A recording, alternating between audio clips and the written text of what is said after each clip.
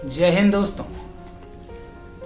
Crime की सच्ची कहानियों में आप सबका बहुत बहुत स्वागत है। मैं आशा करता हूं कि आप सभी अपने घरों में स्वस्थ और सुरक्षित होंगे। मैं आपका दोस्त के आपके सामने एक नई कहानी फिर से लेकर आया हूं वादे के मुताबिक। और दोस्तों, ये मैं आपको बता दूं कि ये कहानी किसी क्रिमिनल, किसी मर्डरर या किसी आतंकवादी की नहीं, न ही किसी सेलिब्रिटी की, बल्कि एक ऐसा मर्डर केस है जो कि एक आम लोगों में, आप में, हम में जैसे हम आम लोग हैं, ऐसे ही दो लोगों ने मिलकर के इस हत्याकांड को अंजाम दिया। दोस्तों, वाकई में हैरत अंगेज यह हत्याकांड जिसने 8 सालों तक पुलिस की नाक में भी दम करे रखा।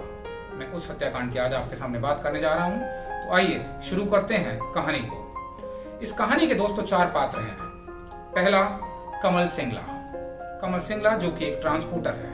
ये बिल्कुल रियल कहानी है, मैं बता रहा हूं आपको। कमल सिंगला एक ट्रांसपोर्टर था 2010 में, जिसकी उम्र लगभग 22 साल थी। टपुकड़ा एक जगह है, अगर आप नहीं जानते तो मैं बता दूं, एक गांव है टपुकड़ा अलवर में, जो कि राजस्थान में है। अलवर आप सबने सुना है। शकुंतला नामक एक लड़की जो उस समय, वो भी टपुकड़ा, अलवर और राजस्थान। कमल सिंगला और शकुंतला, इन दोनों के मकान लगभग एक ही नेबरहुड में थे। तीसरा कैरेक्टर है गणेश। गणेश जो कि था ड्राइवर कमल सिंगला के एक गाड़ी पर। और चौथा कैरेक्टर है इसमें रवि।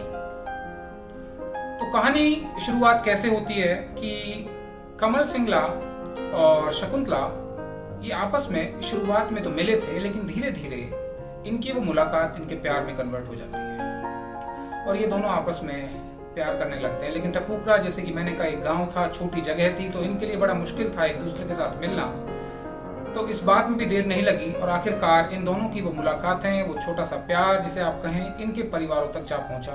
और जब शकुंतला के परिवार वालों को इस बारे में पता लगा तो आनन फानन में उन्होंने एक आम लोगों की तरह जल्दी से अपनी लड़की की शादी करने की ठानी, क्योंकि उन्हें ऐसा लगता था कि अगर शकुंतला की शादी हो जाएगी तो शायद जो ये कमल सिंगला है ये पीछे हट जाएगा। और ऐसा ही हुआ। आनन फानन में, जल्दबाजी में, उन्होंने शकुंतला की शादी रवि से कर दी। रवि कहाँ का रहने वाला था? गांव का जो बॉर्डर है बीच में, उसे कापासेड़ा कहते हैं। तो कापासेड़ा के पास, कापासेड़ा गांव कह लीजिए, रवि वहां से बिलोंग करता था। अब हुआ क्या कि इन दोनों की शादी की जब बात चली रही थी तो शकुंतला एक बार फिर मिलती है कमल सिंगला से और कमल सिंगला से कहती है, देखिए कमल, हमें भाग जाना ही चाहिए। अगर हम लोग घर से भाग जाएंगे तो शायद हम एक दूसरे के साथ रह लें, क्योंकि हमारे परिवार वाले किसी भी हालत में हमारी शादी नहीं होने देंगे। लेकिन कमल सिंगला के दिमाग में कुछ और ही चल रहा था। कमल सिंगला ने शकुंतला से क्या कहा कि नहीं, हम भागेंगे नहीं। अगर हम भागे तो हम बिल्कुल पकड़े जाएंगे। एक ही उपाय है, तुम रवि से शादी कर लो।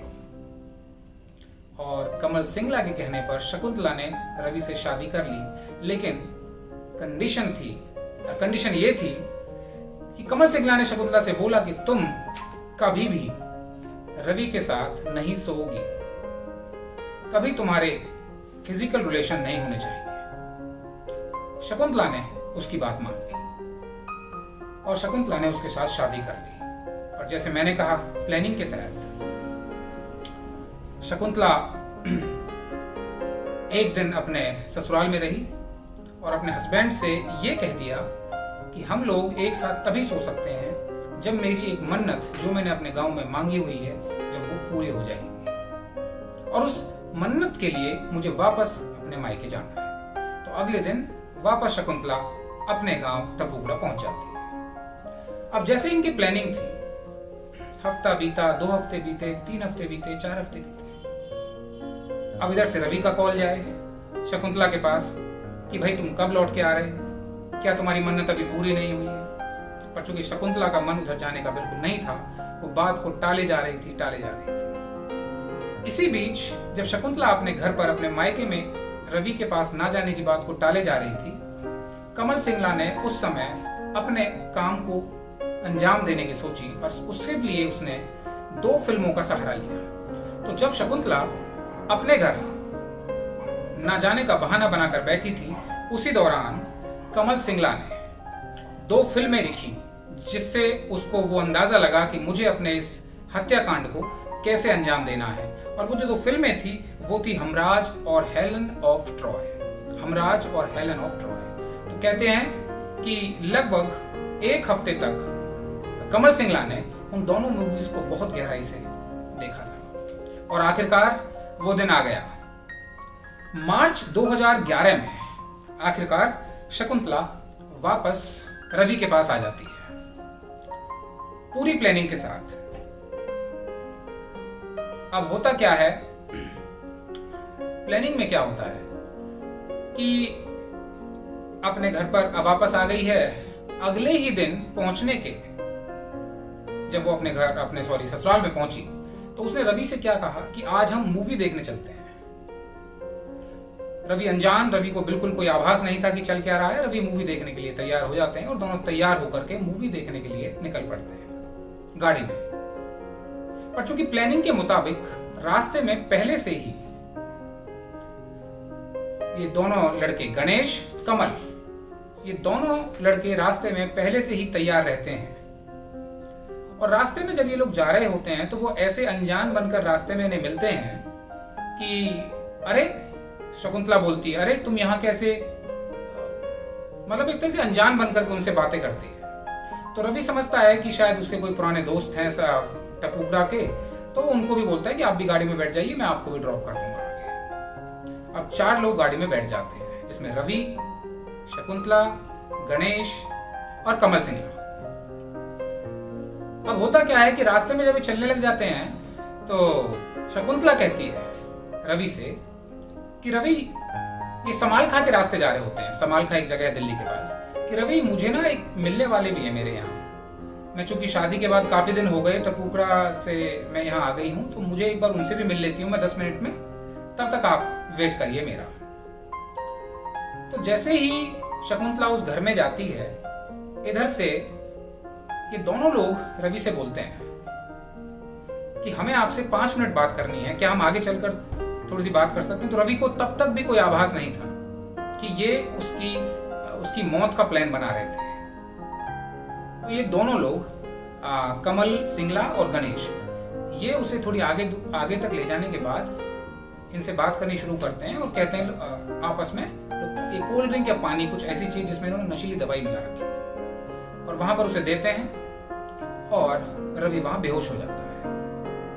तो रवि जब बेहोश हो जाता है तो ये दोनों मिलकर के उसके गले को घोट देते हैं, उसी समय उसकी मृत्यु कर देते हैं। क्योंकि शाम का समय था तो थोड़ा थोड़ा अंधेरा होने लगता है और ये दोनों लोग रवि की डेड बॉडी को समालखा से लेकर गाड़ी में सीधा टपुकड़ा पहुंचते हैं।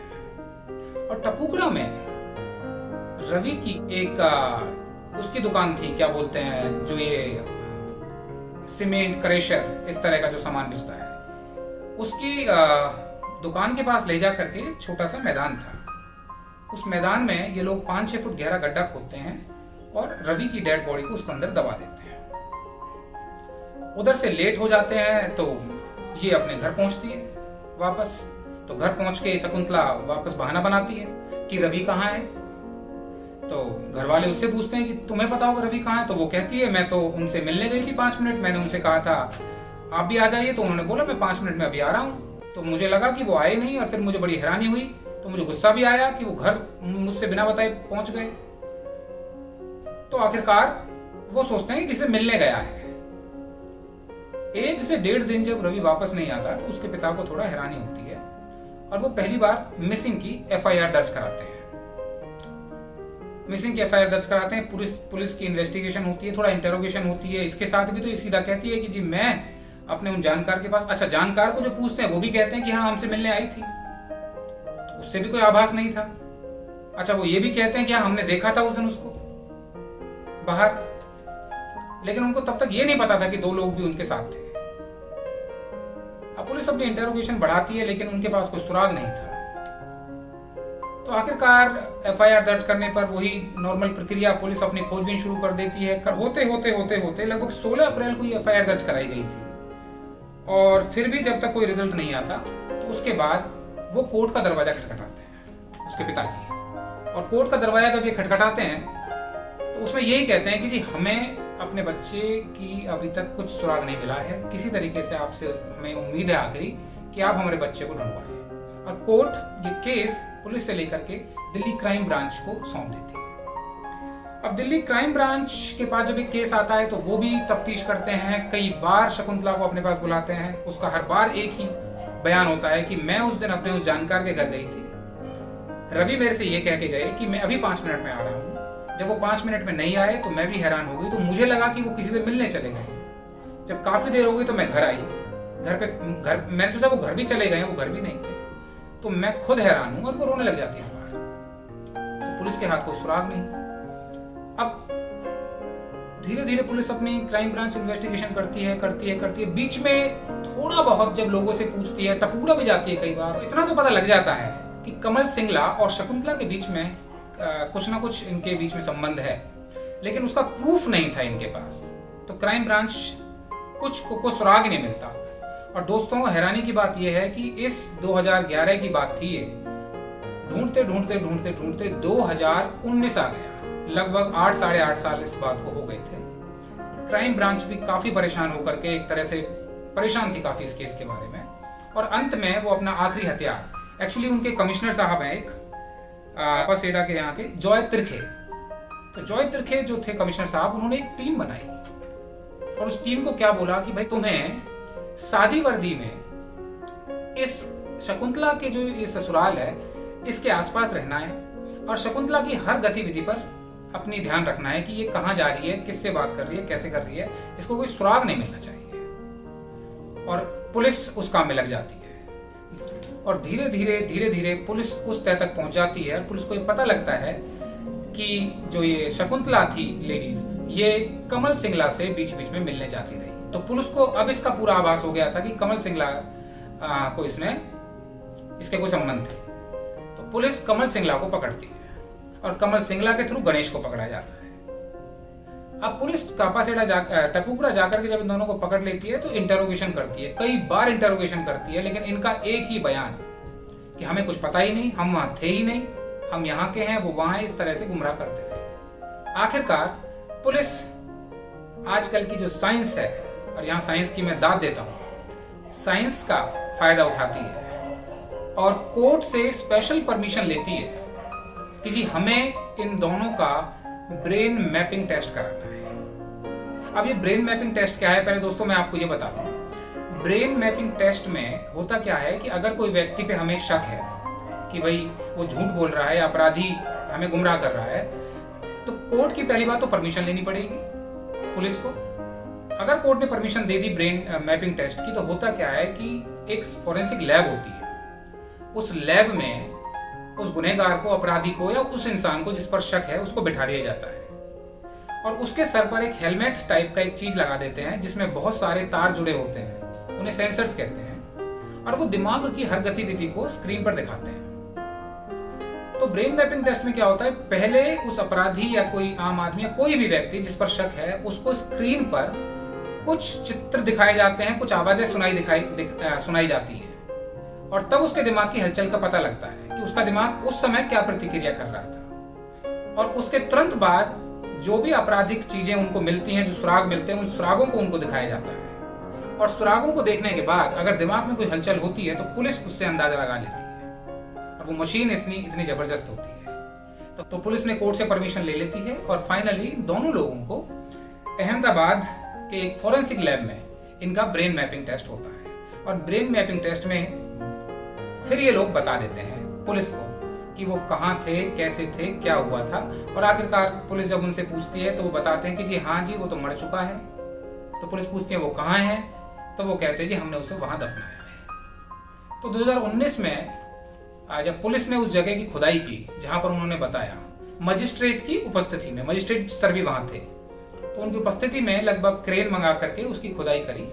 तो उस खुदाई में लगभग 8 साल बाद आप समझ सकते हैं डेड बॉडी तो बिल्कुल गली चुकी थी, लगभग 25 हड्डियां केवल मिली थी उस जमीन में। अब उन 25 हड्डियों से ये तो नहीं पता लगाया जा सकता था कि रवि की हैं, लेकिन फिर उन्हें फोरेंसिक लैब में भेजा गया, उनका डीएनए टेस्ट हुआ और डीएनए टेस्ट में जाकर के ये साबित हुआ कि हाँ वो हड्डियां रवि की हैं। इसी दौरान जब इन दोनों से पुलिस इंटरोगेशन कर रही थी टपुकड़ा में, और जब वो खुदाई चल रही थी तो शकुंतला अपने घर से फरार हो जाती है। और आखिरकार कई महीनों के बाद पुलिस के हाथों शकुंतला भी लग जाती है। अभी इन तीनों पर केस दर्ज है। अभी तक कोई इसका लेटेस्ट डिसीजन आया नहीं, क्योंकि 2019 के बाद फिर से कोरोना का टाइम चल रहा है। इनके खिलाफ 302 का केस लग गया है। ये तीनों लोग पकड़े जा चुके हैं और अब देखिए क्या होता है। आखिरकार कोर्ट का क्या बयान आता है, क्या डिसीजन होता है, वो तो हम सब वेट कर ही रहे हैं। तो ये थी आज की कहानी कि किस तरह से समाज में छोटी छोटी बातों को लेकर के इंसान यही भूल जाता है कि उसके अंजाम क्या होंगे। एक अच्छा भला इंसान अपनी नौकरी वहां, अपना बिजनेस वहां कर रहा था। एक लड़की की शादी अच्छे भले लड़के से हो जाती है, लेकिन पता नहीं क्या अंधे प्यार में ऐसा हो जाता है। जैसे शबनम की कहानी में उसने 7 लोग मार दिए थे उस लड़के सलीम के चक्कर में, ऐसे ही यहाँ पर एक दूसरे व्यक्ति के खातिर अपने हस्बैंड को मार देना, और इतनी चतुराई से मार देना, ये भी अपने आप में हैरत अंगेज एक काम है। तो दोस्तों, ये थी आज की कहानी। मुझे पूरा विश्वास है कि आप लोग को मेरी कहानी बड़ी अच्छी लगती है और मैं आशा करता हूँ कि समय समय पर मैं आपको इस तरह की कहानियां सुनाता रहूंगा। मेरा मकसद यहाँ सिर्फ आपका मनोरंजन करना है, और मैंने ये भी आपसे वादा किया हुआ है कि मेरी सारी कहानी केवल फिल्मों से और उद्योगपतियों से और बहुत बड़े सेलिब्रिटीज या बहुत बड़े कांड या मर्डर्स के ऊपर नहीं, बल्कि हमारे आसपास होने वाले उन छोटे मोटे अपराधों के बारे में भी, जो जिससे हैरानी पैदा हो जाए। ऐसे अपराध, क्योंकि टपुकड़ा भी एक गांव ही है, ऐसा कोई बहुत बड़ा वो नहीं, ना ही वो कोई बहुत बड़े क्रिमिनल थे, एक आम लोग थे। शबनम भी कोई बहुत बड़ी क्रिमिनल नहीं थी उस समय तक, जब तक उसने 7 लोगों को मारा नहीं था। तो इस तरह के गांवों के जो किस्से हैं वो भी मैं आप तक जरूर पहुंचाऊंगा, और कोशिश मेरी यही रहेगी कि कोरोना के समय में आप लोग जो घरों में हैं बंद या बोर हो रहे हैं, मैं अपनी रोचक कहानियों से ये आपसे वादा करता हूं कि आपको मनोरंजन पूरा रखूंगा और समय समय पर नई नई कहानियां आपके सामने रखूंगा, ताकि आप लोगों का भरपूर प्यार ऐसे ही मुझे मिलते रहे। तो आज इन्हीं शब्दों के साथ मैं अपनी कहानी को विराम देता हूं, और ये आशा करता हूं कि आप सभी लोग अपने घरों में सुरक्षित रहेंगे, स्वस्थ रहेंगे, अपने बच्चों पर ध्यान रखेंगे, अपने आसपास पूरा ख्याल रखेंगे। कल फिर मिलेंगे एक नई कहानी के साथ। तब तक के लिए बाय बाय।